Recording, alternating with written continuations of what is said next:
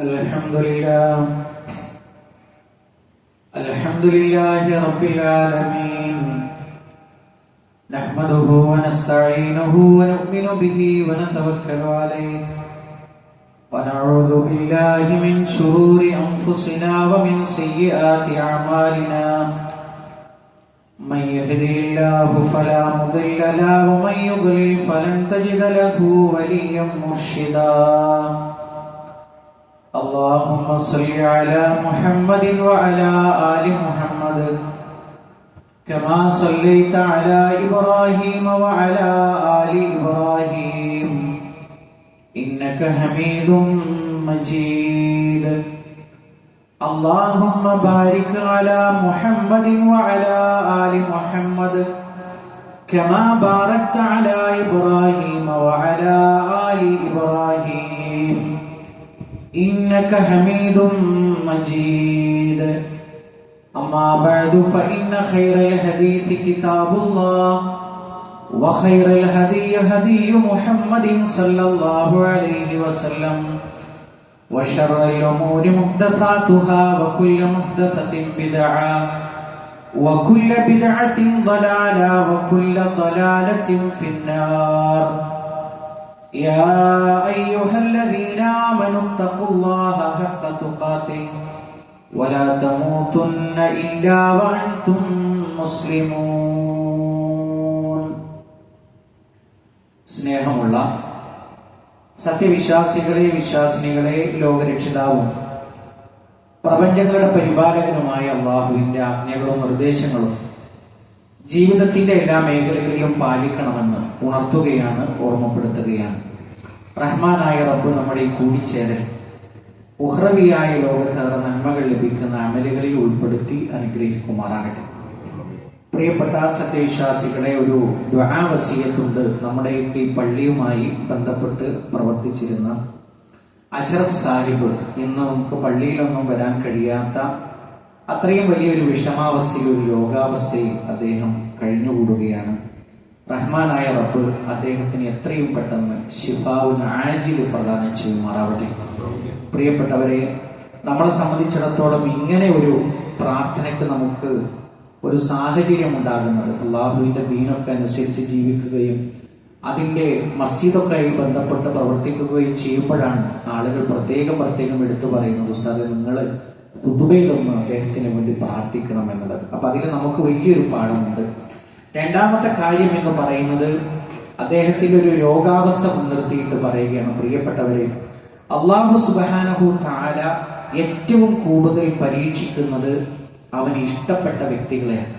പ്രവാചകൻ സല്ലല്ലാഹു അലൈഹി വസല്ലമയുടെ ഒരു ഹദീസിൽ നമുക്ക് കാണാം, അശദ്ദുന്നാസി ബലാഅൻ അൽ അംബിയാ. അള്ളാഹു ഏറ്റവും കൂടുതൽ മുസീബത്ത് ഇറക്കിയിട്ടുള്ളത് അത് പ്രവാചകന്മാർക്കാണ്. പിന്നീട് അതിന്റെ താഴെ ഈമാനിക ശക്തി വരുന്നവർ, പിന്നീട് അതിന്റെ താഴെ വരുന്നവർ എന്ന് ഒരു ഹദീസിൽ നമുക്ക് കാണാൻ കഴിയും. അപ്പൊ ചുരുക്കത്തിൽ അള്ളാഹുവിന്റെ ഇഷ്ടം കിട്ടുന്ന ഒരു സംഗതിയാണ് ഒരു മുസീബത്ത് വന്നു കഴിഞ്ഞാൽ തന്റെ അടിമ എങ്ങനെ പ്രതികരിക്കുന്നു എന്ന് റഹ്മാനായ റബ്ബ് പരീക്ഷിക്കുകയും അതിൽ നമുക്ക് വിജയം നേടാൻ നമ്മൾക്ക് സംഭവിക്കുന്ന മുസീബത്തുകളിലൂടെ സാധിക്കണം എന്നുള്ളതാണ് രണ്ടാമതായി സൂചിപ്പിക്കാനുള്ളത്. മൂന്നാമത്തെ ഒരു കാര്യം, പ്രിയപ്പെട്ടവരെ, ഒരു രോഗത്തിൽ നമ്മൾ ക്ഷമിക്കുമ്പോൾ നമുക്ക് എന്താ സംഭവിക്കുന്നത്?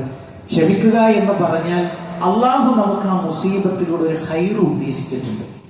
ഒരു രോഗമാവട്ടെ, അതല്ലെങ്കിൽ ഒരു വിഷമമാവട്ടെ, അതിലൂടെ ഒരു ഖൈർ അള്ളാഹു നിശ്ചയിച്ചിട്ടുണ്ട്. അപ്പൊ അങ്ങനെ നമ്മൾ ക്ഷമിക്കുകയാണെങ്കിൽ നമ്മുടെ മരത്തിൽ നിന്ന് ഇലകൾ പൊഴിയുന്നത് പോലെ അള്ളാഹു നമ്മുടെ പാപങ്ങളെ പൊറുക്കാനുള്ള ഒരു സംവിധാനമാണ് ഒരുക്കുന്നത്. നാളെ ഖിയാമത്തിലേക്ക്, മരണാനന്തരമുള്ള ലോകത്തിലേക്ക് ചെല്ലുമ്പോൾ അള്ളാഹുവിനൊരു പാപവും ഇല്ലാതെ കണ്ടുമുട്ടാൻ റഹ്മാനായ റബ്ബ് സംവിധാനിക്കുന്ന ഒരു രൂപമാണ് ഈ ബലാഉകൾ എന്നുള്ളത് നമ്മൾ പ്രത്യേകമായിട്ട് ശ്രദ്ധിക്കണം. അപ്പൊ ക്ഷമയോടുകൂടി മുന്നോട്ട് പോവാൻ ആ സഹോദരനോട് പ്രത്യേകമായിട്ട് വസിയത്ത് ചെയ്യുകയാണ് എന്ന് സാന്ദർഭികമായി സൂചിപ്പിക്കുകയാണ്. പ്രിയപ്പെട്ടവരെ, നമ്മളെ സംബന്ധിച്ചിടത്തോളം വളരെ ഗൗരവമായ ഒരു വിഷയത്തെക്കുറിച്ചുള്ള ഏതാനും ചില ആയത്തുകളും ഹദീസുകളുമാണ് ഇന്നത്തെ ഖുതുബയിലൂടെ സൂചിപ്പിക്കാൻ വേണ്ടി ഉദ്ദേശിക്കുന്നത്. നമുക്കറിയാം, നമ്മുടെ കുട്ടികളെ അല്ലെങ്കിൽ നമ്മൾ തന്നെ ഈ ദുനിയാവിൽ ഒരുപാട് അറിവുകൾ നേടാൻ വേണ്ടി വലിയ വലിയ സമ്പത്തുകൾ നമ്മൾ മുടക്കാറുണ്ട്. പല ഇഷ്ടപ്പെട്ട കോഴ്സുകൾ നേടാൻ, അല്ലെങ്കിൽ ആയിരങ്ങൾ വരുമാനമുള്ള ജോലി കിട്ടാൻ വേണ്ടി മക്കൾക്ക് ലക്ഷക്കണക്കിന് രൂപ ചെലവഴിച്ച് അവർക്ക് നമ്മൾ കോഴ്സുകൾ നമ്മൾ സെലക്ട് ചെയ്യാറുണ്ട്. ഇപ്പൊ വിദേശങ്ങളിലൊക്കെ ജോലി എടുക്കുന്ന ആളുകളെ സംബന്ധിച്ചിടത്തോളം ജോലിക്കയറ്റം അത് കിട്ടണമെങ്കിൽ ആ ഇന്ന കോഴ്സ് കൂടി പഠിച്ചിരുന്നെങ്കിൽ നന്നായിരുന്നു എന്നുള്ള നിലക്ക് നാട്ടിലൊക്കെ വന്ന് വലിയ വലിയ പണം കൊടുത്തിട്ട് നമ്മൾ പലതരത്തിലുള്ള അറിവുകൾ നമ്മൾ നേടിയെടുക്കാറുണ്ട്. എന്നാൽ എന്റെ സഹോദരങ്ങളോട് ആത്മാർത്ഥമായിട്ട് ചോദിക്കാനുള്ളത്, ഇങ്ങനെ നേടുന്ന അറിവിന്റെ ആയുസ് എത്രയാണ്? ഇങ്ങനെ നമ്മൾ നേടിയെടുക്കുന്ന അറിവിന്റെ ആയുസ് എത്രയാണ്? ഇപ്പൊ നമ്മൾ സ്കൂൾ കലാലയത്തിൽ നമ്മൾ പഠിച്ചു, വലിയ വലിയ സർട്ടിഫിക്കറ്റുകൾ നമ്മൾ നേടി. ആ സർട്ടിഫിക്കറ്റിന്റെ ആയുസ് എത്രയാണ്? ഒരു 10-60 കൊല്ലം കഴിഞ്ഞാൽ നമ്മുടെ SSLC ബുക്കിനൊന്നും ഒരു വിലയുമില്ല. അതോടുകൂടി ഒരു ജോലി കിട്ടി അതിൽ നിന്നൊക്കെ വിരമിച്ച് നമ്മൾ സമ്പാദിച്ചു കഴിഞ്ഞ മക്കളൊക്കെ ആകുന്നതോടുകൂടി ആ സർട്ടിഫിക്കറ്റിന് പിന്നെ ഒരു വിലയുമില്ലാതായി തീരുകയാണ്. ഞാൻ പറഞ്ഞത് ഈ തരത്തിലുള്ള അറിവുകളുടെ ഒരു അവസ്ഥയെ കുറിച്ച് സൂചിപ്പിക്കാൻ വേണ്ടിയിട്ടാണ്. എന്നാൽ പ്രവാചകൻ സല്ലല്ലാഹു അലൈഹി വസല്ലമ പഠിപ്പിച്ചിട്ടുള്ള ഒരു ഹദീസിൽ നമുക്ക് കാണാം, ദീനീപരമായ അറിവ് ഒരാൾ സമ്പാദിച്ചാൽ വമൻ സലക ത്വരീഖൻ യൽതമിസു ഫീഹി ഇൽമ, ഒരാൾ ദീനീപരമായ അറിവ് അന്വേഷിച്ചുകൊണ്ട് ഒരു വഴിയിലൂടെ സഞ്ചരിക്കുകയാണ്. അയാൾ ദീനിന്റെ വഴിയിൽ അതിന്റെ അറിവുകൾ ശേഖരിക്കാൻ വേണ്ടി അയാൾ ഒരുങ്ങി പുറപ്പെടുകയാണ്. അങ്ങനെ പുറപ്പെട്ടു കഴിഞ്ഞാൽ സഹലല്ലാഹു ബിഹി ത്വരീഖൻ ഇലൽ ജന്ന, അല്ലാഹു അവന് സ്വർഗത്തിലേക്കുള്ള വഴി എളുപ്പമാക്കി കൊടുക്കും. ദീനിന്റെ വഴിയിലൂടെ ദീനിന്റെ ഇൽമ് നേടാൻ വേണ്ടി ഒരാൾ ഇറങ്ങി പുറപ്പെട്ടു കഴിഞ്ഞാൽ അയാൾക്ക് സ്വർഗത്തിലേക്കുള്ള വഴി അള്ളാഹു എളുപ്പമാക്കി കൊടുക്കും എന്നുള്ളതാണ്. പ്രിയപ്പെട്ടവരെ, ഈ ദുനിയാവിൽ നിന്ന് നമ്മൾ പാരത്രിക ലോകത്തിലേക്ക് ഉപകാരം കിട്ടുന്നത് ഏതാനും ചില കാര്യങ്ങളാണ്. മറ്റുള്ളതൊക്കെ നമ്മൾ ഇവിടെ ഉപേക്ഷിച്ചിട്ടാണ് പോകുക. എത്ര വലിയ ഡിഗ്രി എടുത്താലും ആ ഡിഗ്രിയും അതുമൂലം ഉണ്ടാകുന്ന സമ്പാദ്യങ്ങളൊക്കെ ഇവിടെ ഉപേക്ഷിച്ചിട്ടാണ് നമ്മൾ മരണത്തിന് കീഴടങ്ങുക. എന്നാൽ മരണാനന്തരമുള്ള ലോകത്ത് ഉപകരിക്കുന്ന കാര്യങ്ങളെ കുറിച്ച് പ്രവാചകൻ സല്ലല്ലാഹു അലൈഹി വസല്ലം സംസാരിക്കുമ്പോൾ നമുക്ക് പറഞ്ഞതായി കാണാൻ കഴിയും, ഇദാ മാതൽ ഇൻസാൻ, ഒരു മനുഷ്യൻ മരണപ്പെട്ടു കഴിഞ്ഞാൽ ഇൻഖതാ അമലുഹു ഇല്ലാ മിൻ സലാസ്, 3 കാര്യം ഒഴികെയെല്ലാതും ഈ ദുനിയാവിൽ നിന്ന് വേർപെട്ടു പോയി. 3 കാര്യം അവന്റെ പിന്നാലെ പോകും. മരിച്ചു കഴിഞ്ഞാലും ദുനിയാവിൽ നിന്ന് 3 കാര്യങ്ങൾ അവന്റെ പിന്നാലെ പോകും, അവന്റെ പുറകെ പോകും. എന്നിട്ട് പ്രവാചകൻ സല്ലല്ലാഹു അലൈഹി വസല്ലം എണ്ണി പറയുകയാണ്, 1 സ്വദഖത്തുൻ ജാരിയത്തുൻ, നിലനിൽക്കുന്ന സ്വതക്കകൾ. നമ്മളൊരു പള്ളിക്കൊരു മുസല്ല ഇടാനുള്ള പണം നമ്മൾ സമ്പാദ്യമായിട്ട് കൊടുത്തു, നമ്മുടെ വിയർപ്പിൽ നിന്ന് കൊടുത്തു. ആ പള്ളിയിൽ നമ്മൾ അല്ലെങ്കിൽ ഒരു പള്ളിക്ക് ഒരു സെന്റ് സ്ഥലം കൊടുത്തു, ഒരു പള്ളി നിർമ്മിച്ചു കൊടുത്തു. അപ്പോഴോ അതിൽ എത്ര ആളുകൾ നമ്മൾ മരണാനന്തരം നിസ്കരിച്ചുവോ ഖുർആൻ ഓതിയോ ദിക്ർ ചൊല്ലിയോ അതിന്റെയൊക്കെ ഒരു ഷെയർ നമ്മൾ മരിച്ചാൽ നമ്മുടെ ഖബറിലേക്ക് വരും. ഒരു കുട്ടിയെ ഹിഫ്ള് പഠിപ്പിക്കാൻ വേണ്ടി അവന്റെ എല്ലാ ചെലവും എടുത്ത് അവനൊരു ഹിഫ്ള് സ്ഥാപനത്തിൽ ചേർത്തു, അല്ലെങ്കിൽ ഒരു ഹിഫ്ള് സ്ഥാപനത്തിന് നമ്മൾ ഉണ്ടാക്കി കൊടുത്തു, ഒരു മദ്രസ നമ്മൾ ഉണ്ടാക്കി കൊടുത്തു. അതാണ് നിലനിൽക്കുന്ന സ്വതക്ക എന്ന് പറഞ്ഞാൽ. അത് നമ്മൾ അവിടെ ആ കുട്ടി പഠിക്കുന്ന കാലമത്രയും അതിന്റെ ആ ഒരു ഉപകാരം എന്ന് പറയുന്ന നമ്മുടെ ഖബറിലേക്ക് നമ്മൾ തേടി വരും. രണ്ടാമത്തെ കാര്യം, നമ്മൾ ഒരാൾക്ക് പറഞ്ഞു കൊടുത്ത നാഫിയായ ഇൽമ്. ഒരാൾ ഒതു എടുക്കുമ്പോ നമ്മൾ പറഞ്ഞു, നീ കൈ കഴുകിയത് ശരിയായിട്ടില്ല. അവൻ അപമാനിക്കാൻ വേണ്ടിയിട്ടല്ല, താൻ നേടിയെടുത്ത കൂലി പോലെ ആ സഹോദരന് ഒതുവിന്റെ കൂലി കിട്ടണം എന്നുള്ള തീർച്ചയായും നസീഹത്തോടു കൂടിയാ പറഞ്ഞു കൊടുത്തത്. അവൻ നിന്റെ ഒതു പൂർണ്ണമായിട്ടില്ല, ഒന്നുകൂടി നീ ഒതു എടുക്കണം കേട്ടോ എന്ന് അവനോട് നന്നാവാൻ വേണ്ടി പറഞ്ഞു കൊടുത്തു. അപ്പൊ അവൻ ഒതു എടുക്കുന്ന സമയങ്ങളിലൊക്കെ ഈ വാക്ക് അവന്റെ മനസ്സിൽ അറിയാതെ വരും. അന്ന് അയാൾ ആ പറഞ്ഞ വാക്കുണ്ടല്ലോ. അപ്പൊ ആ ഒരു നാഫിയായ ഇൽമിന്റെ കൂലി അത് നമ്മുടെ ഖബറിലേക്ക് വരും. മൂന്നാമത്തെ കാര്യം, അവന് വേണ്ടി ദുആ ചെയ്യുന്ന സാലിഹായ മക്കളുടെ പ്രാർത്ഥന. നമ്മൾ ഖബറിൽ എത്തിക്കഴിഞ്ഞാലും നമുക്ക് വേണ്ടി അല്ലാഹുവേ എന്റെ ഉപ്പാക്ക് പുറത്തു കൊടുക്കണേ, എന്റെ ഉമ്മാക്ക് പുറത്തു കൊടുക്കണേ എന്ന് നമ്മുടെ മക്കൾ എവിടെ വെച്ച് പ്രാർത്ഥിച്ചാലും ആ പ്രാർത്ഥന അള്ളാഹു നമ്മുടെ ഖബറിലേക്ക് എത്തിക്കും എന്നുള്ളത് മഹാനായ റസൂലുള്ളാഹി സ്വല്ലല്ലാഹു അലൈഹി വസല്ലം പഠിപ്പിക്കുകയാണ്. പ്രിയപ്പെട്ടവരെ, ഇതിൽ പറഞ്ഞ രണ്ടാമത്തെ കാര്യം, ഉപകരിക്കുന്ന അറിവ് അത് നമ്മുടെ കൈകളിലുണ്ടോ എന്നുള്ളതാണ് ചോദ്യം. ഒരാൾക്ക് പറഞ്ഞു കൊടുക്കാൻ പറ്റുന്ന ദീനീപരമായ അറിവിന്റെ ഉടമകളാണോ നമ്മൾ? നമ്മളെ സംബന്ധിച്ചിടത്തോളം ഒന്ന് ആലോചിച്ചു നോക്കുക. ഞാനൊരു സംഭവം പറയാം. പ്രവാചകൻ സല്ലല്ലാഹു അലൈഹി വസല്ലമയുടെ സഹാബത്തിൽപ്പെട്ട ഒരു സംഘം ആളുകൾ ഒരു യാത്ര പോവുകയാണ്. അപ്പോഴോ ഫഅസാബ റജുലൻ മിന്നാ ഹജറുൻ, അദ്ദേഹത്തിന്റെ അതിൽപ്പെട്ട ഒരു വ്യക്തിയുടെ തലയിൽ ഒരു കല്ല് കൊണ്ട് വലിയൊരു മുറിയായി. അപ്പോഴോ സുമ്മഹ്തലമ, അങ്ങനെ അയാള് രാത്രിയിൽ അയാൾക്ക് സ്വപ്നസ്ഖലനവും ഉണ്ടായി. അപ്പോഴോ സ്വാഭാവികമായും സ്വപ്നസ്ഖലനം ഉണ്ടായി കഴിഞ്ഞാൽ എന്ത് സംഭവിക്കണം? കുളി നിർബന്ധമാണ്.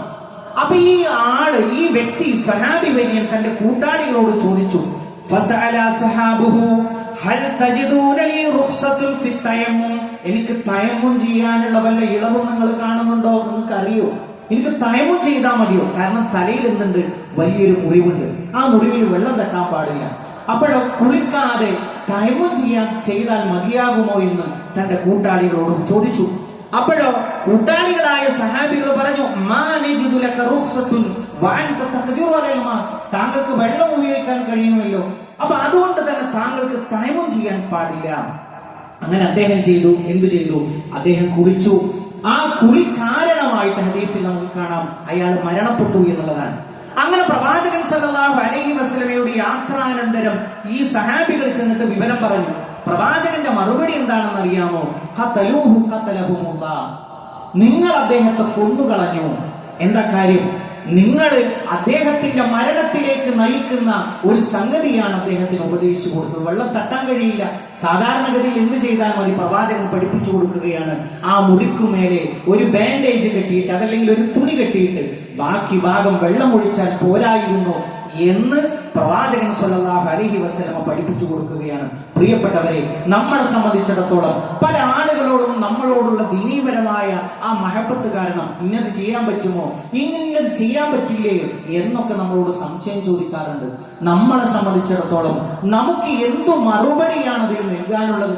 അല്ലാഹു സുബ്ഹാനഹു തആല ഒരുപാട് അറിവുകൾ നമുക്ക് പഠിപ്പിച്ചു തന്നു.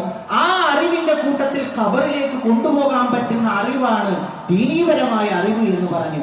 ആ അറിവ് ഒരാൾക്ക് ഉപകരിക്കുന്ന അറിവായി നമ്മുടെ കൂടെയുണ്ടോ എന്നുള്ളത് പ്രിയപ്പെട്ടവരെ നമ്മൾ ചിന്തിക്കാൻ വേണ്ടിയിട്ടാണ് ഈ സംഭവം പറയുന്നത്.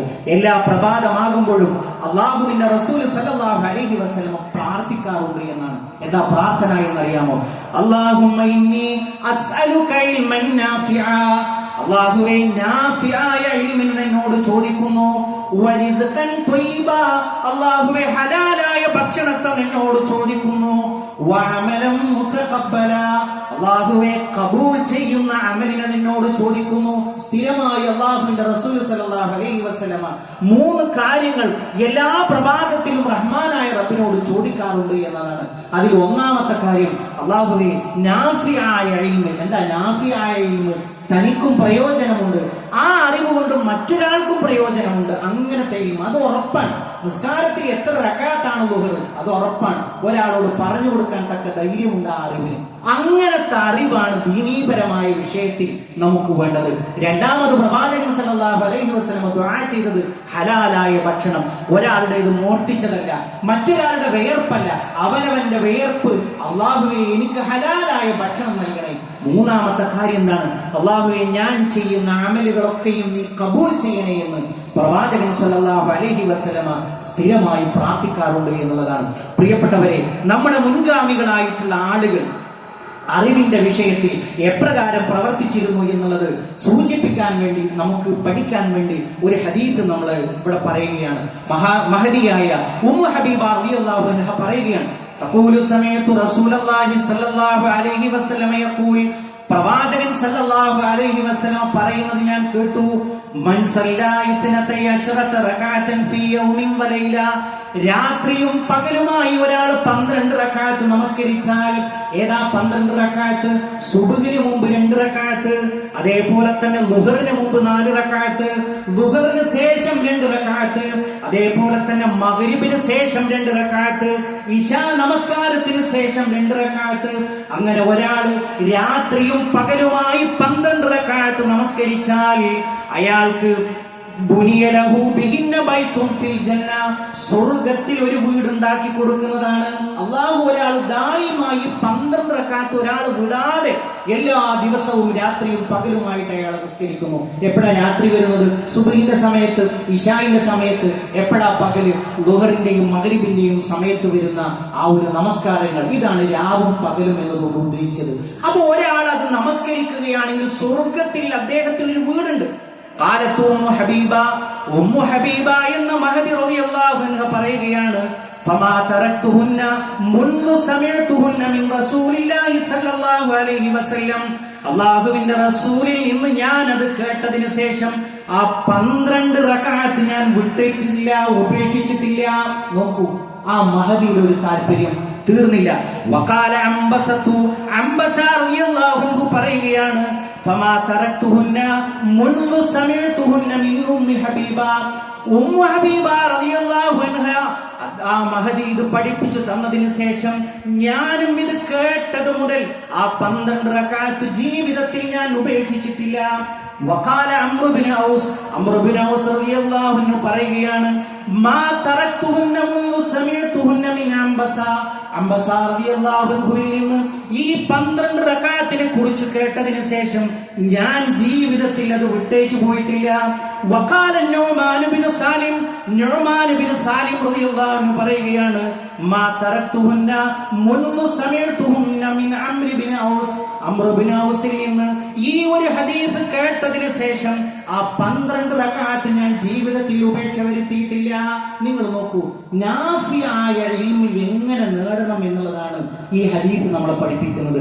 12 റക്അത്ത് നമസ്കരിക്കണം എന്ന് പഠിപ്പിച്ചപ്പോ അത് കേട്ടത് മുതൽ അവർ ജീവിതത്തിൽ അത് ഉപേക്ഷ വരുത്തിയിട്ടില്ല. ഇതാണ് നാഫിയായ ഇൽമിന്റെ ആ ഒരു അവസ്ഥ എന്ന് പറയുന്നത്. ഖുർആൻ ഓതാൻ പഠിക്കലല്ല, പിന്നെയോ അത് ഓതാൻ പഠിക്കുന്നതോടൊപ്പം അത് ജീവിതത്തിൽ പുലർത്താൻ പരിശ്രമിക്കലാണ്. ഇങ്ങനെ ഓരോ കാര്യങ്ങളും നമ്മൾ എടുത്ത് പരിശോധിച്ചു നോക്കൂ. മറ്റൊരു സംഭവം നമുക്ക് കാണാൻ കഴിയും. മഹദി ഫാത്തിമ റളിയല്ലാഹു അൻഹ, അല്ലാഹുവിന്റെ റസൂലിന്റെ പുന്നാര മകൾ ഒരിക്കൽ ഉപ്പയോട് ഒരു ആവലാതി ബോധിപ്പിക്കാൻ വേണ്ടി ചെല്ലുകയാണ്. എന്താണ്? റഹ, ആ മഹദിയുടെ വീട്ടിലുള്ള ആട്ടുകൈ ഉപയോഗിച്ചുകൊണ്ട് മഹദിയുടെ കൈകൾ ഇങ്ങനെ പൊട്ടിയിട്ടുണ്ട്. ഉപ്പാക്ക് ഇത് കാണിച്ചു കൊടുക്കാൻ വേണ്ടി ചെല്ലുകയാണ്. ഉപ്പ, ഞങ്ങൾക്കൊരു വേലക്കാരൻ അനുവദിച്ചു തരണം, ഇതാണ് ആവശ്യം. അപ്പോഴോ മഹദി ചെന്ന അവസരത്തിൽ അല്ലാഹുവിന്റെ റസൂലിനെ അവിടെ കാണാനില്ല. ഉമ്മയോട് അത് പറഞ്ഞുകൊണ്ട് ഉമ്മുൽ മുഅ്മിനീൻ ആയിഷ റളിയല്ലാഹു അൻഹയോട് കാര്യം പറഞ്ഞുകൊണ്ട് മഹദി മടങ്ങി വരികയാണ്. അങ്ങനെ രാത്രി സമയമായപ്പോ, അന്ന് രാത്രിയുടെ അവസാനമായപ്പോ അല്ലാഹുവിന്റെ റസൂൽ ഞങ്ങളുടെ വീട്ടിലേക്ക് വന്നു. ഞാനും എന്റെ ഭർത്താവായ അലി ഇബ്നു അബീ താലിബും കിടപ്പിൽ, ആ വിരിപ്പിൽ ഇങ്ങനെ കിടക്കുകയാണ്, ഒന്നിച്ചു കിടക്കുകയാണ്. ഇങ്ങനെ അല്ലാഹുവിന്റെ റസൂൽ ഞങ്ങളുടെ നടുവിൽ വന്നിരുന്നു. ഇപ്പോഴും എനിക്ക് ഓർമ്മയുണ്ട്, ആ പ്രവാചകൻ സല്ലല്ലാഹു അലൈഹി വസല്ലമയുടെ കാലിന്റെ തണുപ്പ് എന്റെ നെഞ്ചിൽ അനുഭവപ്പെടുമാറ് പ്രവാചകൻ ഞങ്ങളുടെ മധ്യത്തിൽ വന്നിരുന്നു. എന്നിട്ട് പറയുകയാണ്, ഓ പുന്നാരമകൾ ഫാത്തിമ, ഒരു വേലക്കാരനെ കിട്ടുന്നതിനേക്കാൾ നിങ്ങൾക്ക് 2 പേർക്കും ഉപകാരമുള്ള ഒരു ഇൽമ് ഞാൻ നിങ്ങൾക്ക് പറഞ്ഞു തരട്ടെയോ എന്ന് പറഞ്ഞിട്ട് അല്ലാഹുവിന്റെ റസൂൽ പഠിപ്പിച്ചു കൊടുക്കുകയാണ്. നിങ്ങൾ 2 പേരും നിങ്ങളുടെ കിടപ്പറയിലേക്ക് പ്രവേശിച്ചാൽ, നിങ്ങൾ കിടക്കാൻ വേണ്ടി ഒരുങ്ങുന്ന സന്ദർഭത്തിൽ നിങ്ങൾ പറയണം 33 തവണ അല്ലാഹു അക്ബർ എന്ന് പറഞ്ഞോ. 33 തവണ സുബ്ഹാനല്ലാഹ് എന്ന് പറഞ്ഞോ. അതേപോലെ തന്നെ 33 തവണ അൽഹംദുലില്ലാഹ് എന്ന് പറഞ്ഞോ. മറ്റൊരു ഹദീസിൽ നമുക്ക് കാണാം, പ്രവാചകൻ സല്ലല്ലാഹു അലൈഹി വസല്ലം പറഞ്ഞു സുബ്ഹാനല്ലാഹ് എന്നുള്ളത് 34 തവണ പറഞ്ഞു. അങ്ങനെ 100 പൂർത്തിയാക്കാൻ വേണ്ടി പറയണം. എന്നിട്ട് മഹദിയോട് പറയുകയാണ്, ഒരു വേലക്കാരനെ കിട്ടുന്നതിനേക്കാൾ ഇത് നിങ്ങളുടെ ജീവിതത്തിൽ കൊണ്ടുവരലാണ് ഏറ്റവും ഖൈറ്. എന്നിട്ട് മഹാനായ അലി ഇബ്നു അബീ ത്വാലിബ് റളിയല്ലാഹു അൻഹു പറയാണ്, പ്രവാചകൻ മരണപ്പെട്ടു, വഫാത്തായി. അതേപോലെ തന്നെ അബൂബക്കർ സിദ്ദീഖ് റളിയല്ലാഹു അൻഹു മരണപ്പെട്ടു, ഉമർ ഇബ്നുൽ ഖത്താബ് റളിയല്ലാഹു അൻഹു മരണപ്പെട്ടു, ഉസ്മാൻ ഇബ്നു അഫ്ഫാൻ റളിയല്ലാഹു അൻഹു മരണപ്പെട്ടു. ശേഷം ഖലീഫയായി വരുന്നത് അലി ഇബ്നു അബീ ത്വാലിബ് റളിയല്ലാഹു അൻഹു ആണ്. ആ കാലഘട്ടത്തിൽ മുസ്ലിങ്ങൾ തമ്മിലുള്ള ഒരു യുദ്ധം നടക്കുന്നുണ്ട്, സുഫീൻ എന്ന് പറയുന്ന യുദ്ധം, ഏറ്റവും പ്രയാസകരമായ ഒരു യുദ്ധം. ആ യുദ്ധത്തിന്റെ രാത്രി പോലും, മഹാനവറുകളുടെ വാക്കതാണ്, ആ യുദ്ധത്തിന്റെ രാത്രി പോലും ഞാൻ ഈ ദിക്റിൽ ഉപേക്ഷ വരുത്തിയിട്ടില്ല. പ്രവാചകനിൽ നിന്ന് അന്ന് കേട്ടത് മുതൽ അത്രമേൽ പ്രയാസമുണ്ടായ രാത്രിയാണെങ്കിൽ പോലും അതിൽ പോലും ഞാൻ അതിക്ക് ഒഴിവാക്കിയിട്ടില്ല. ഇങ്ങനെയായിരുന്നു പ്രിയപ്പെട്ടവരെ ആ ഒരു സഹാബത്തിന്റെ മാതൃക. അതുകൊണ്ട് അള്ളാഹുവിന്റെ ദീനിന്റെ വിഷയങ്ങളിൽ ഇൽമിനെ സ്വരൂപിക്കാൻ നമ്മൾ ശ്രദ്ധിക്കുക, അത് ജീവിതത്തിൽ പുലർത്താൻ നമ്മൾ പരമാവധി പരിശ്രമിക്കുക. റഹ്മാനായ റബ്ബ് നമ്മളെ അനുഗ്രഹിക്കുമാറാകട്ടെ.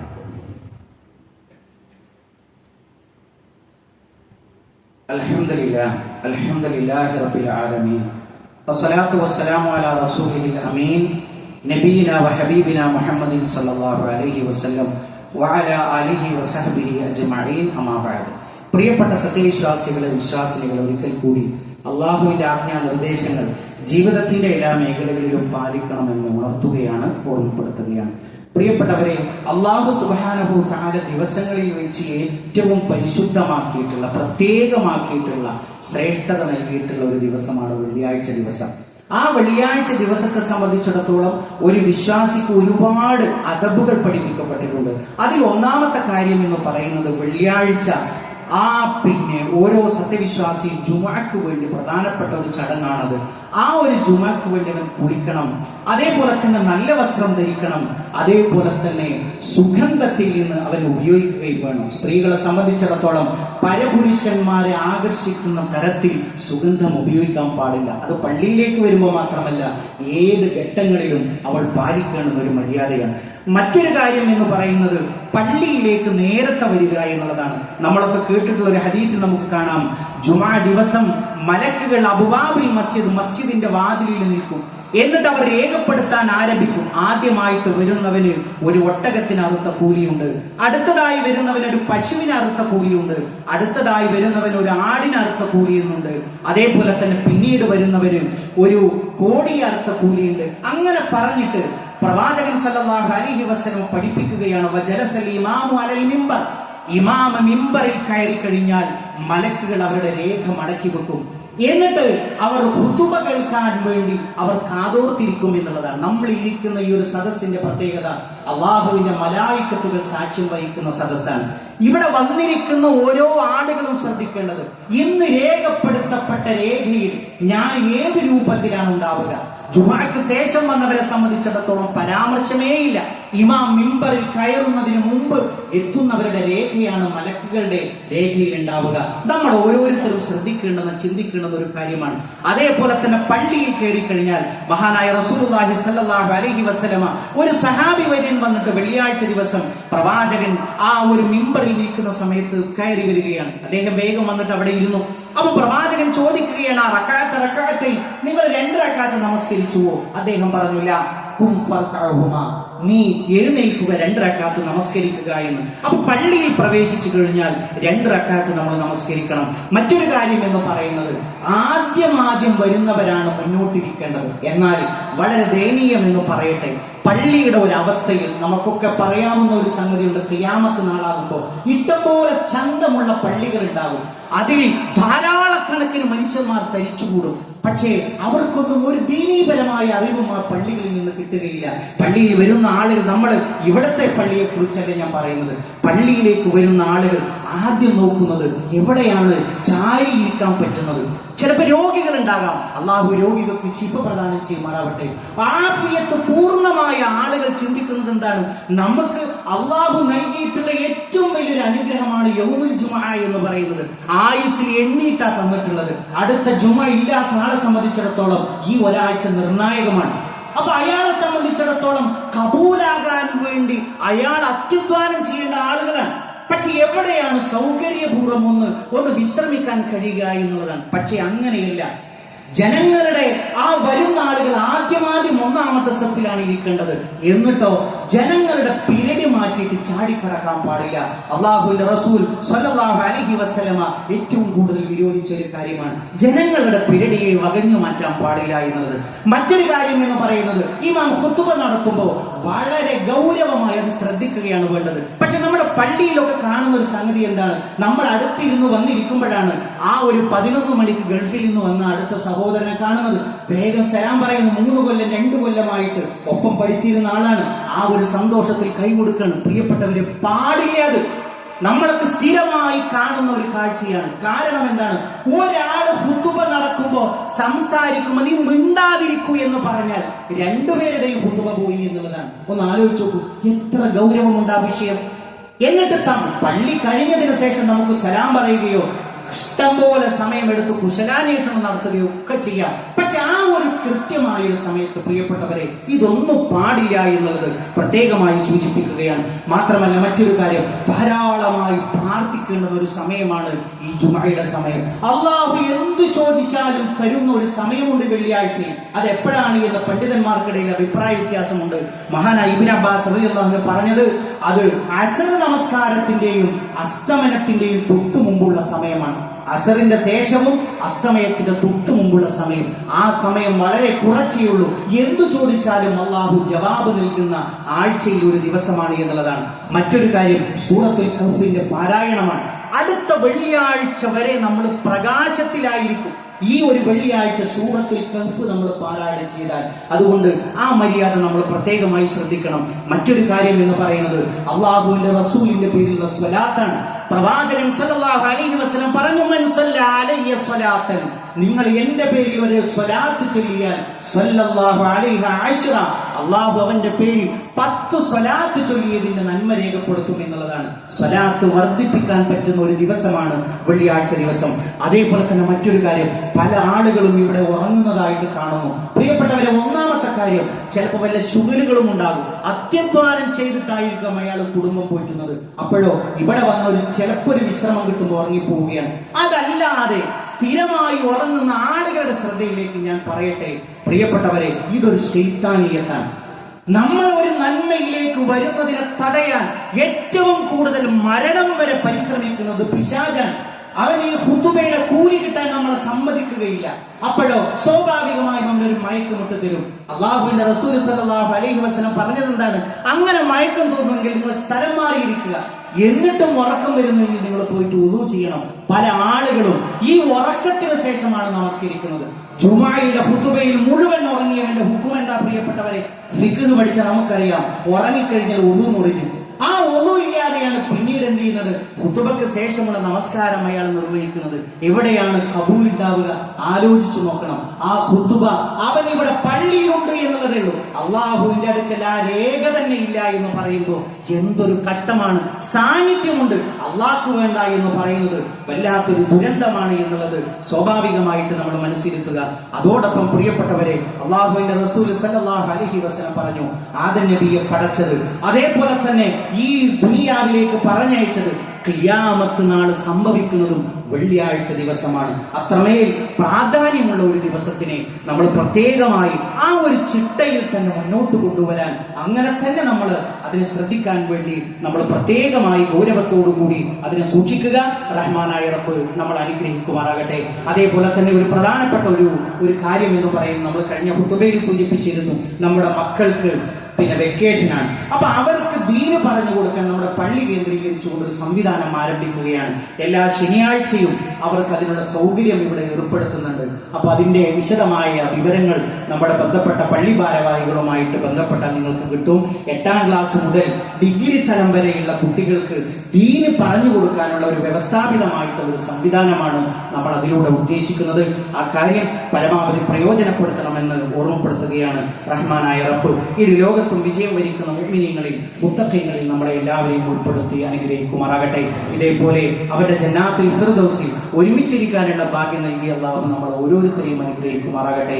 ജീവിത അവസാനം വരെ മുഅ്മിനായി മുത്തഖിയായി ജീവിച്ച് മരണപ്പെട്ടു പോകാനുള്ള ഭാഗ്യം അല്ലാഹുവേ ഞങ്ങൾക്ക് ഓരോരുത്തർക്കും നീ പ്രദാനം ചെയ്യണമേ റഹ്മാനെ.